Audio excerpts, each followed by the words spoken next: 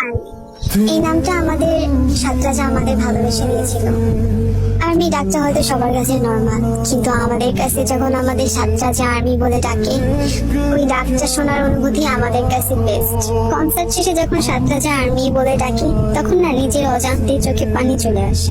যখন আমাদের লিডার বলে 1 মাস 1 বছর অথবা অনেক পরে হোক না কেন, আমরা সর্বদা তোমাদের জন্য অপেক্ষা করব, তখন সত্যি মনের মধ্যে একটি সাহস জেগে ওঠে।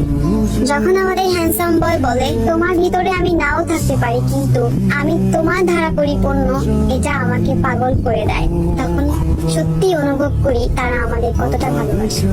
যখন আমাদের হবি আমাদের উদ্দেশ্য করে বলে তোমার হাসি এবং তোমার মুখ সত্যি আমার জীবনের অর্থ নিয়ে আসে, তখন সব কষ্ট ভুলে হাসতে ইচ্ছে করে। যখন আমাদের সুগা বলে বয়স এবং লিঙ্গ, জাতীয়তা, ধর্ম, তুমি কোন ভাষা ব্যবহার করো, এইসব আমার কাছে গুরুত্বপূর্ণ ভূমিকা রাখে না, তখন সত্যি অনুভব করি তারা আমাদের কতটা সম্মান করে।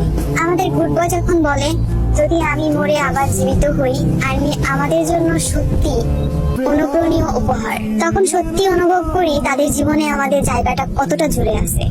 বিশ্বের কাছে তুমি একজন ব্যক্তি হতে পারো, কিন্তু একজনের কাছে তুমি তার পৃথিবী।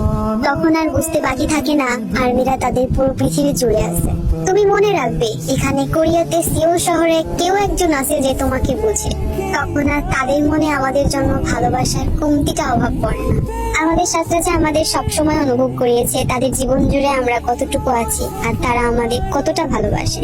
আমরা আর্মিরা অনেকটা ভাগ্যবান, কারণ আমরা আমাদের সাতরাজাকে পেয়েছি।